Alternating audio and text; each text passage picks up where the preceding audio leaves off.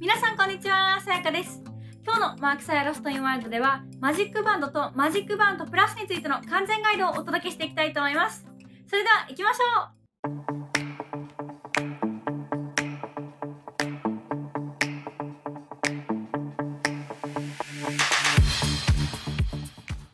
皆さん、なんとつい最近、じゃーん、初めてのマジックバンドを手に入れました。イエーイちなみにこれはマジックバンドプラスになってます。最新バージョンです。そして見てください。なんとディズニー100周年のデザインになってます。チップ&デールもここにいます。すごいかわいい。で、実は私たちのアニバーサリーは2月にあるんですけど、バレンタインとアニバーサリーのお祝いでマークがギフトパックをくれたんですね。そしてこのマジックバンドプラスもそのマークがくれたギフトセットのうちの一つとして入ってました。ということで、こうやってせっかくマジックバンドがあるので、今日はマジックバンドの機能、マジックバンドとマジックバンドプラスの違い、それぞれの値段、セットアップの仕方、そしてマジックバンドについてよくある質問など、マジックバンドの徹底解説をしていきたいと思います。By the way, shout out to you, babe. I know you're gonna be watching this video, so thanks for the awesome gift. それではまずマジックバンドについての基本情報と機能から説明していきたいと思います。マジックバンドはフロリダのウォルト・ディズニー・ワールドで使えるリストバンドでいくつかの便利な機能がついています。現在マジックバンドにはマジックバンドとマジックバンドプラスという2種類ありますが、どちらも調節可能、ウォータープルーフでたくさんの色やデザインから選ぶことができます。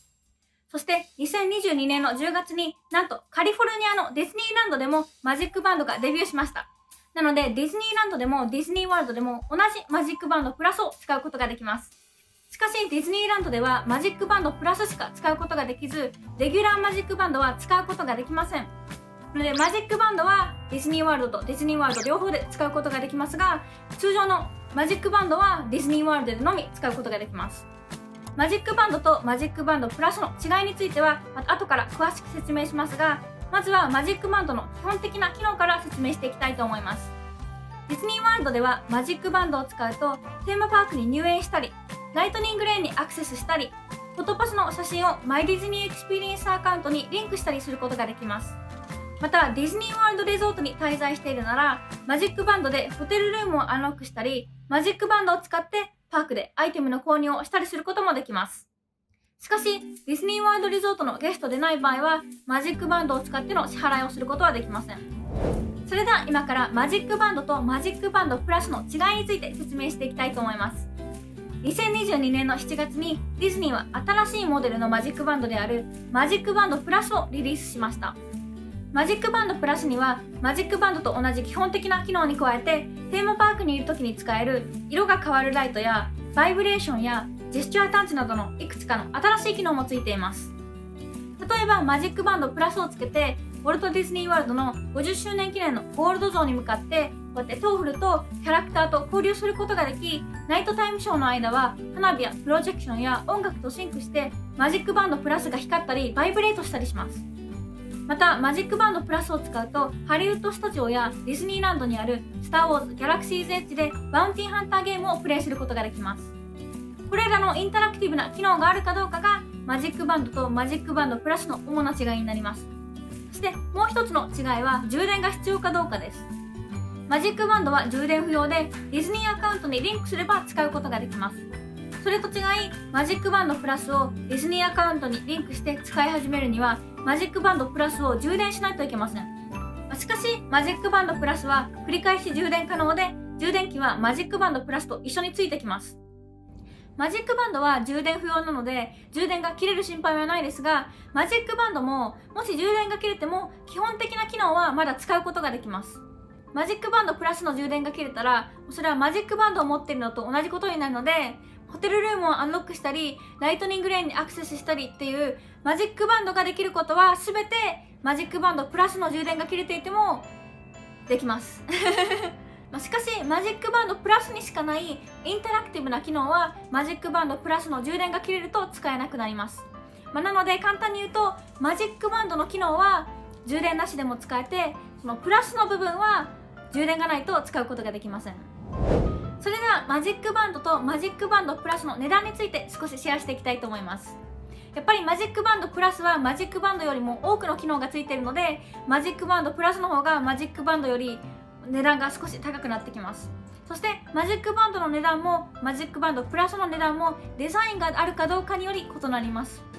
マジックバンドだとベーシックな何もデザインがないものは$99 99セントからで、デザイン付きのマジックバンドは$24 99セントからです。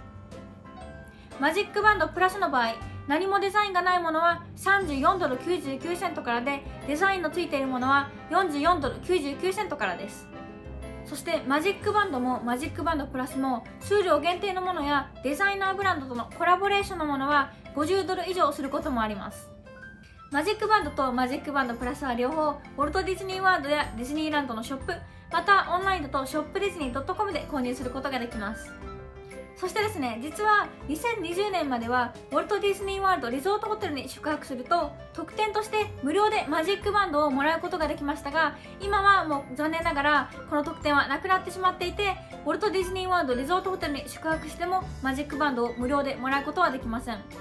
しかしディズニーリゾートホテルのゲストは到着前にオンラインで特別価格でマジックバンドまたはマジックバンドプラスを購入することができます。リゾートゲストの特別価格でマジックバンドを買うには、まずディズニーアカウントにサインインし、マジックバンズ&モアと書かれたところをクリックします。次に自分のディズニーリゾートホテルのリザーベーションを見つけ、Get started to place your order と書かれたところをクリックします。そこからは欲しいデザインを選び、オーダーを通すだけです。しかしこの予約注文で気をつけるべきことがあります。一度オーダーを通してしまうと、後からそのオーダーを変更してマジックバンドを追加でオーダーすることができません。なので例えば家族4人がディズニーリゾートに宿泊して4人全員がマジックバンドを欲しい場合、2人分のオーダーを一度通した後、そのオーダーを変更してこの2人分の残りの2人分のマジックバンドのオーダーを追加するということはできません。なので一度オーダーを通す前にマジックバンドが欲しい人全員分のマジックバンドが選択されているかしっかりと確認してください。そしてマジックバンドを予約注文した後、どうやってそのオーダーを受け取るかについてですが、アメリカに住んでいる場合はマジックバンドはお家に発送され約1週間から2週間で受け取ることができます。そして多分このビデオを見ているほとんどの人は日本に住んでいると思いますが、アメリカに住んでいない場合はホテルに着いた時にマジックバンドを受け取ることになります。それではマジックバンドとマジックバンドプラスについての大体の基本情報を説明し終えたところで、マジックバンドを買うべきかマジックバンドプラスを買うべきかについてです。マジックバンドとマジックバンドプラスの主な違いは、さっき言ったようにインタラクティブ機能があるかどうかと、あと値段です。一番安いマジックバンドは$19 99セントなのに比べて、一番安いマジックバンドプラスは$34 99セントです。もし家族4人が全員マジックバンドプラスが欲しい場合、マジックバンドからマジックバンドプラスにアップグレードするのに追加で$60以上かかります。このようにマジックバンドとマジックバンドプラスには値段の差が結構あるので、マジックバンドプラスにのみついてくるインタラクティブな機能がいらないんだったらマジックバンドにして、このインタラクティブな機能が使いたいんだったらマジックバンドプラスにするのがいいと思います。またビデオの最初の方でも言った通り、レギュラーマジックバンドはディズニーランドでは使うことができないので、ディズニーワールドとディズニーランド両方でマジックバンドを使いたいんだったらマジックバンドプラスを買ってください。それでは今からマジックバンドプラスのセットアップの仕方について説明していきたいと思います。私の持ってるマジックバンドはマジックバンドプラスなので、これはマジックバンドプラスのセットアップの仕方になりますが、マジックバンドのセットアップの仕方もマジックバンドプラスのセットアップの仕方もほぼ一緒なので、もしマジックバンドがある方もこのビデオは参考になると思います。ディズニーランドで使うならディズニーランドアプリ、そしてディズニーワールドで使うならマイディズニーエクスペリエンスアプリを通してマジックバンドまたマジックバンドプラスを皆さんのスマートフォンと接続します。まず最初にマジックバンドプラスを箱から取り出します。そして私のマジックバンドプラスはもうすでに完全に充電された状態で届きましたが、もし皆さんのマジックバンドプラスが充電されていなかったらスマートフォンと接続する前に充電をしてください。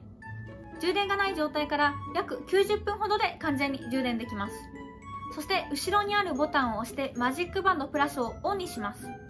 そして次にスマートフォンの Bluetooth がオンになっていることを確認してディズニーランドアプリまたはマイディズニーエクスペリエンスアプリを開きます。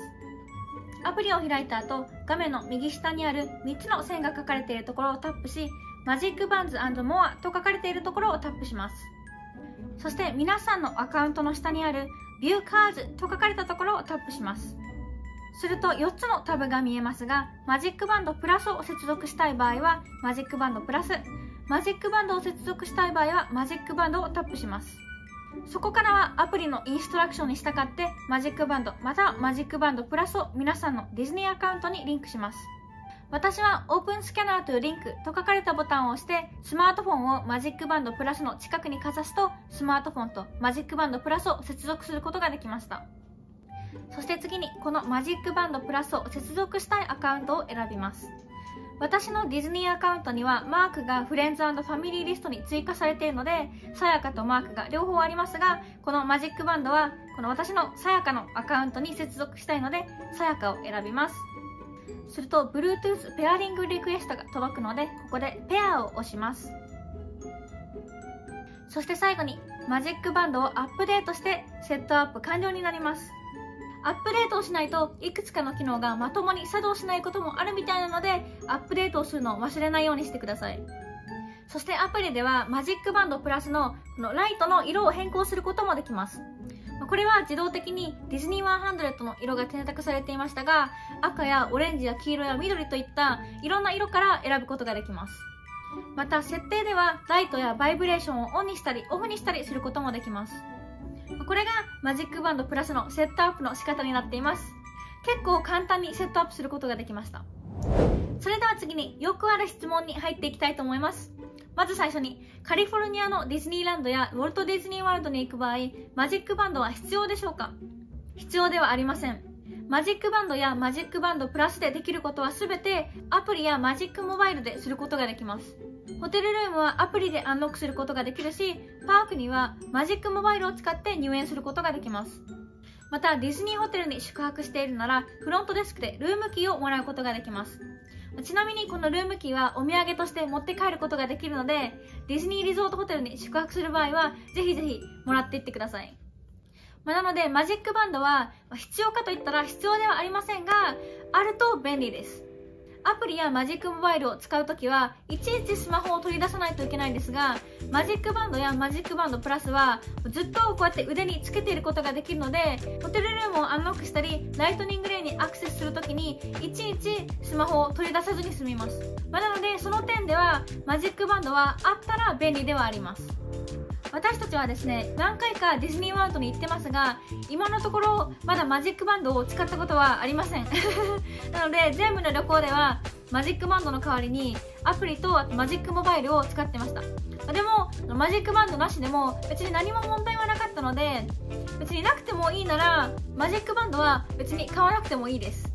マジックバンドも安いわけではないので、1回の旅行でしか使わないんだったらなくてもいいと思います。ですが何回かディズニーワールドに行く予定があるんだったらあれば便利だと思います。それでは次にマジックバンドプラスの充電はどれぐらい持つのか。ディズニーによるとバッテリーは1日から3日持ちますが、マジックバンドの充電がどのぐらい持つかはマジックバンドプラスをどれぐらい使うかによります。スター・ウォーズ・ギャラクシー・エッジでできるバウンティーハンターはバッテリーを結構使うので、数時間バウンティーハンターをするだけでも完全に充電されていたマジックバンドプラスが充電切れになることもあります。